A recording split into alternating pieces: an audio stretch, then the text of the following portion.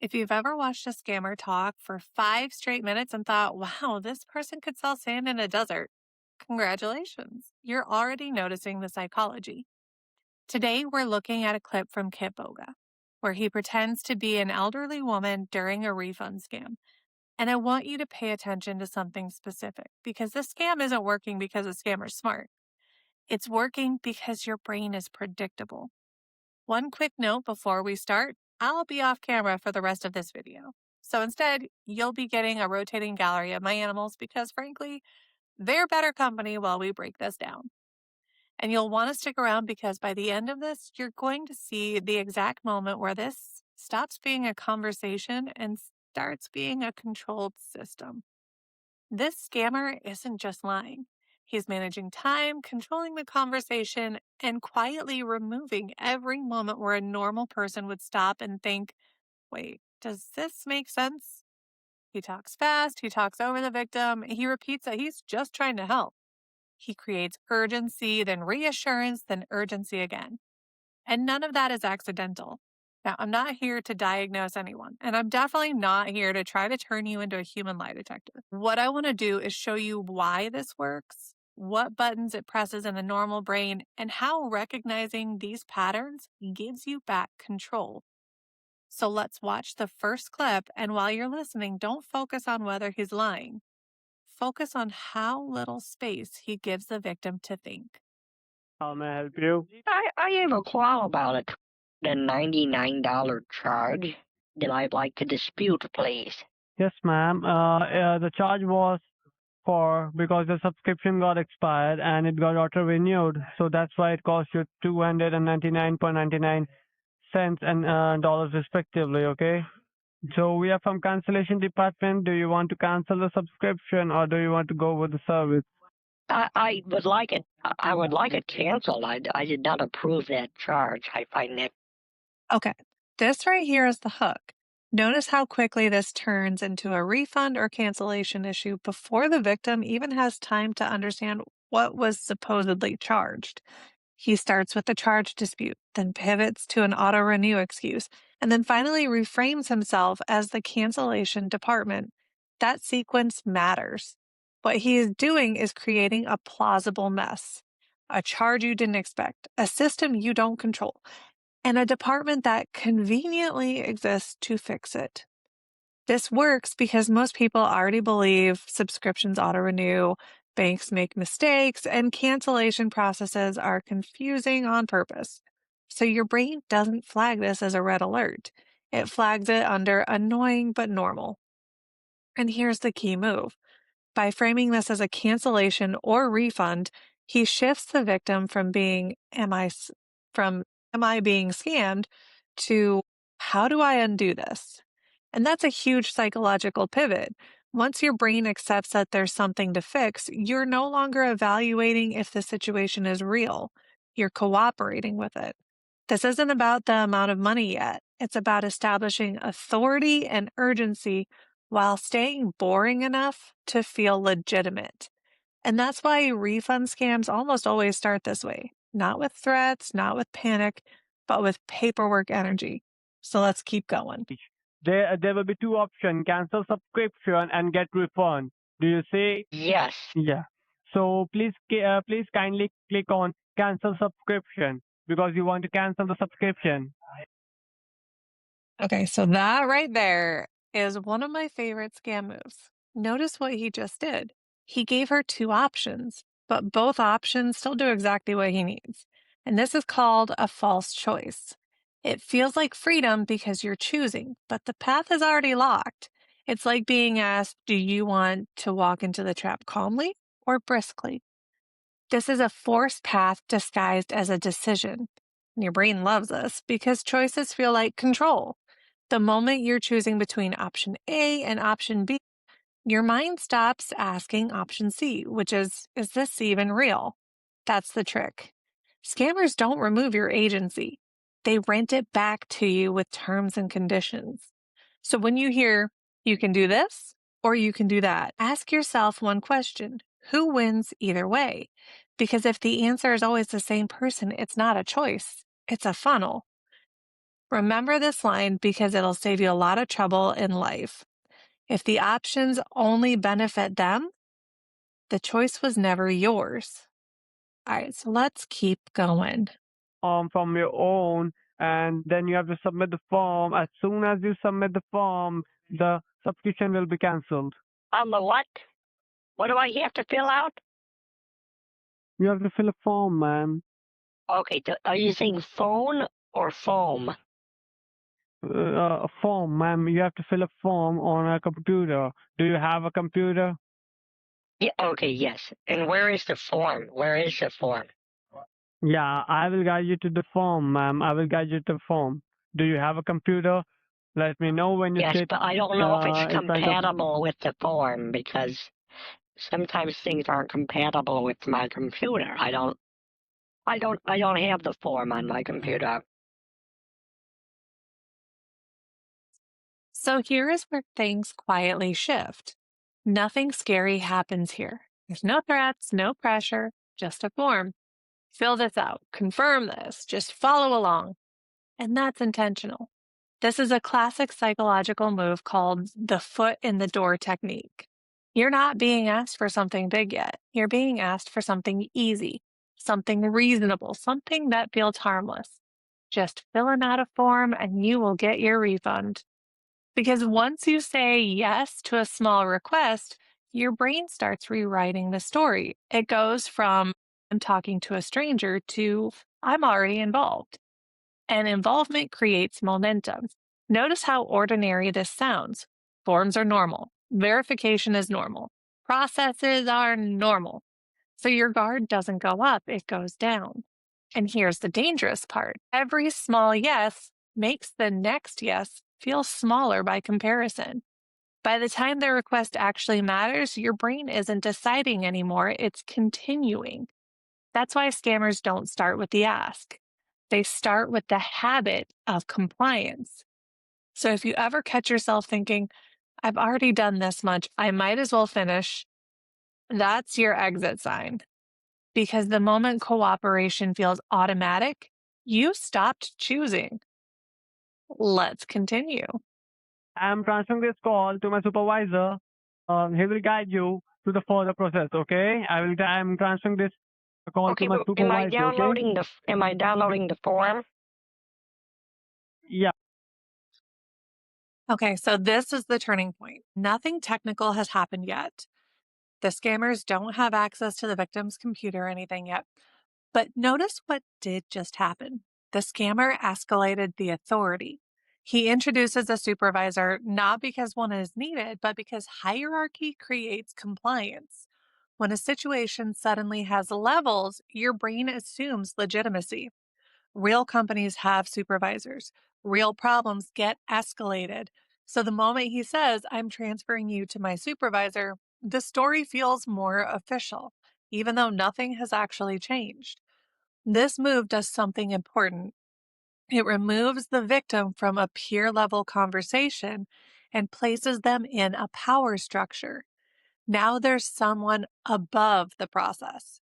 And once authority is established, questioning feels inappropriate.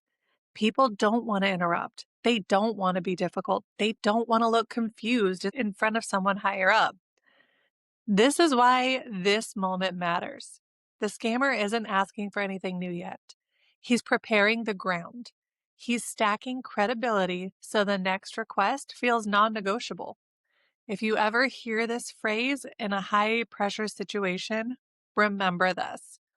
Authority doesn't equal legitimacy. It just means someone wants you to stop questioning. So let's keep going. And then we'll proceed your refund. Your refund amount is $300. So we'll go ahead and proceed your refund as well. Okay? This number shift right here, it's not an accident. He started with $299.99 and then almost immediately rounds it to $300. And that seems tiny. 1 cent, who cares? But your brain cares. $299.99 feels like a transaction. 300 feels like a category. That rounding does something subtle. It cleans the number up. It makes it easier to remember, easier to repeat, and easier to anchor future amounts to. This is anchoring bias, but it's refined. The exact number sneaks in credibility, like it came from a real system. Then the rounded number takes over because your brain prefers simple handles over precision. Once 300 is established, everything that comes next is measured against that clean, solid figure. Not the cents, not the details, just the anchor. And that's important because later numbers are going to get bigger. And when they do, your brain isn't asking, why is this happening? It's asking, how did we get from 300 to this? That's the trap. Anchors don't have to be accurate, they just have to be sticky. So remember this line because it explains more than just scams. When a number gets rounded, it's not for math, it's for memory. Let's watch this next clip now. Ma'am, can you see your ID and password there? Confirm me your ID, please. Confirm me the ID. Oh. Can you see your ID and password? Confirm me the ID, please. Oh, yeah, sure. Password. Confirm me the password, please. You're not supposed to give anyone the password. It's our company's password. Don't worry, okay? It's our Oh, well, company's then you password. already It's know not it, your. so you already know it then. No, because it's flashing in your computer. How can we know that? For connecting you to a Because you said server, it's your there's password. so yeah, definitely it's flashing in your computer now. Okay, just confirm me the password, please. Why would you put your password on my computer? We have installed the server in your computer, okay, through which you can get back your refund. So there is the password What's coming in your that computer. supposed to Confirm me the mean? password. It's our company's server. What's a Confirm me the server? password, please. Confirm I me the don't password, want a please. server. I want my money back. Yeah, for that only we are doing the process, ma'am. Please cooperate with me, okay? Just confirm me the Mm. password, please. No. I was Confirm me the given password. a tip by a technician years ago. This was a man who worked for Microsoft. He told me, never share your Wi-Fi password with anyone except your It's not your family. Wi-Fi. No, ma'am. Password is our company's password. You have to give me the password, okay? Nope. Try to understand. I will be in call with you. The next step will be your refund, okay? Please quickly give me the password so that I can connect you to our server, okay? Okay, boomer. So let's talk about what's covered by the red box on the screen.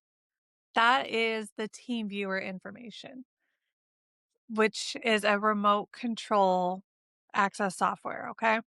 So the scammer keeps saying that he needs the company's password, but what he's actually asking for is the code that allows a remote connection to the victim's computer. And that distinction matters because this isn't a password in the everyday sense, it's a bridge.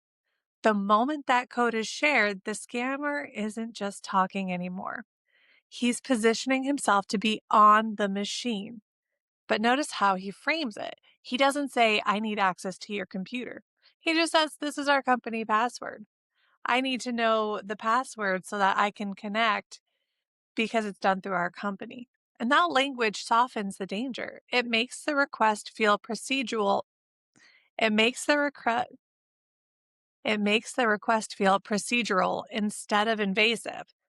But the outcome is the same, remote control.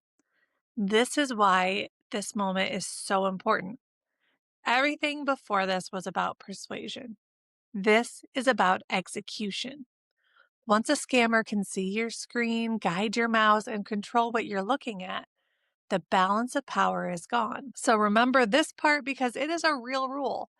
If the request ends with someone on your screen, the scam is already complete. Rebranding access doesn't make it safer, it just makes it quieter. Let's keep going. Just leave your mouse, please. I'm not Just doing hold the anything. line. I'm not doing anything with my mouse. Yeah. I am not touching it. Just log in and check whether I received the link or not, okay? And don't whisper any of your ID and password to me. You don't want me to Log in whisper by it? your own. No, don't whisper, please. Don't Oh, whisper your it's any ID and S. password. Yeah. Dot veneer S. Dot You have to type Veneer. it. You have to type it by your own. Don't tell me, okay? Well, Do I'm it by not your own. It's whispering it. I'm your trying to say it as loud as I can. type the code. So, this section is super important. The scammer says, type it yourself. Don't even whisper your information to me. And on the surface, that sounds careful. It sounds like he's respecting boundaries. But look at what's actually happening. He's still directing the timing. He's still telling her where to go. He's still controlling the flow of the interaction. The only thing he's removed is the appearance of risk. This is control dressed up as safety. Because safety isn't about who presses the keys, it's about who's guiding the process. And when someone tells you to log in, where to click, and what comes next, they don't need your password to be in charge. And that's why this works. This victim feels protected, while the scammer keeps authority over every step. Let's keep going. In which account do you want us to send you the $299.99? Oh, my personal checking account. I believe I told you that. What's the I checking don't know, account? maybe Okay. Once give we, or take. This is just a okay. guess. About an hour ago. Okay. I told you probably an All hour right. ago that All right. that's where I wanted Okay. it. So Okay. maybe if you All right. maybe if All you right. try to listen, even a little bit, this whole process would go Ma'am, a I lot wasn't smoother. speaking to It's you at just that a point of guess. time. I hope you That's just a understand that. guess of mine, but I, well, can you see on your screen? It's a black screen, right? yeah, I don't see anything at all. I don't understand why. Oh, Okay, so I see just anything at disabled all. installation of it. Okay. He thinks that we can't see anything, Because but you're gonna that watch is him transfer money in part between of the accounts. process. And now he's gonna type in like 4,000 or something.